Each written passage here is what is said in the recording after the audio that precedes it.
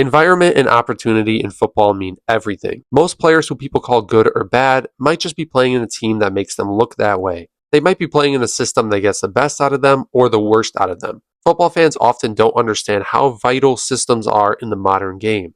If players don't fit a certain style of play, then we might see a very bad version of a player. Or it might be the opposite. If a player fits a style of play perfectly, then we might see an incredible version of that player. Also, sometimes players just need an opportunity to show how good they are. They need a platform to perform on in order to be recognized. My first example of this idea is Jack Grealish. Grealish is a great example of how a system or an environment can negatively impact a player. At Aston Villa, Grealish was the main man. The system suited him perfectly because the system was built around him. He was able to be the main creator and he was able to carry the ball. This allowed for him to show that he was one of the best players in the league. Then he joined Manchester City. He has been at Man City for 3 seasons now, and individually it hasn't gone that well for him. And it's not because he's bad at football, it's because he doesn't suit the style of play. At Man City, he has no freedom, no space, and he is being played in a role that doesn't get the best out of him. I think he plays his role effectively for the most part, but it doesn't allow him to play at his best. He's not a touchline winger, and he never has been a touchline winger, especially in a possession-based team. He is only allowed to operate in one corner of the field, which is the exact opposite of his game at Villa.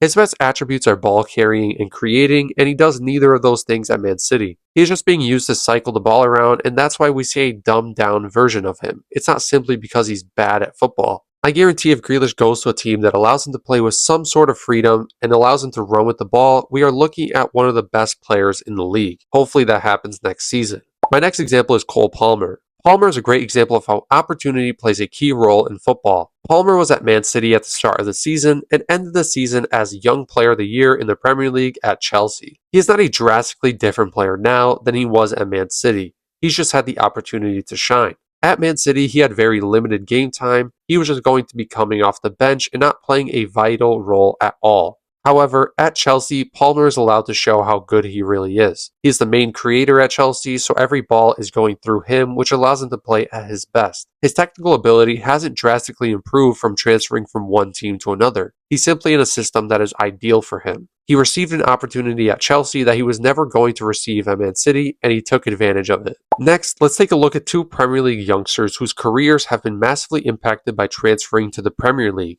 Adam Wharton and Morgan Rogers started their seasons in the Championship and ended their seasons as key players for Premier League clubs. Wharton was at Blackburn Rovers for the first half of the season and was sitting in the bottom half of the Championship.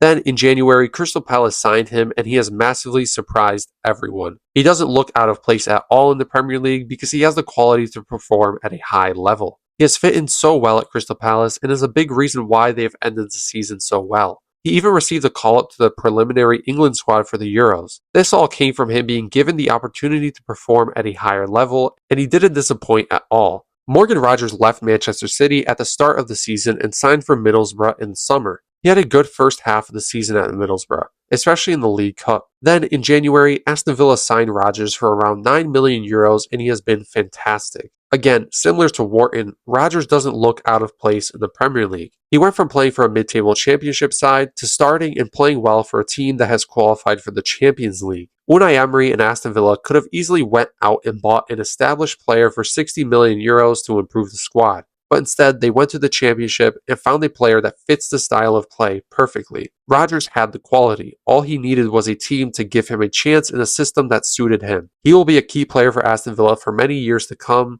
and don't be surprised if he gets into the England squad in the next couple of years. My next example is Jesse Lingard. Jesse Lingard is a player that was very likable and everyone wanted him to succeed, but it never really happened. Lingard had a few good seasons at Manchester United, but then it all started going downhill for him. He was performing poorly, had some injury problems, and could not regain any sort of form he once had. Then in the 2020-21 season, he went out on loan to West Ham. At West Ham, he only played 16 games in the Premier League, but he was still one of the best performers in the league that season. It was like I was watching a new Jesse Lingard. I couldn't believe my eyes. But in reality, it was the environment that made him succeed. He became the focal point of the attack, and he definitely felt less pressure there than he did at Manchester United. This allowed him to play arguably the best football of his entire career. He wasn't a different player in terms of ability. He was the same player that everyone was calling bad. But at West Ham, he fit into a team that got the best out of him, and we will never see that Jesse Lingard again.